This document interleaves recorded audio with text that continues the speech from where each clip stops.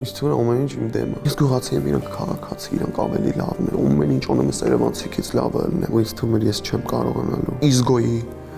վիճակը իմ մոտ կար։ Դու ամեն օր Կառնոց հասնում էր Երևան, բավականին դժվար ճանապարհ էիր անցնում։ Սարսափելի ստրես էր, որովհետև եթե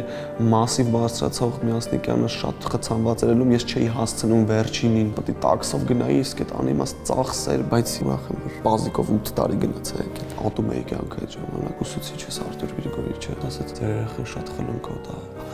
Ես ասաց, ինձ всё, մահացա, ու շատ մրոտ, ամեն ինչ արեք, որ սենց մնա։ Այ հենց հիմա ես դա զգում եմ իմ մաշկի վրա,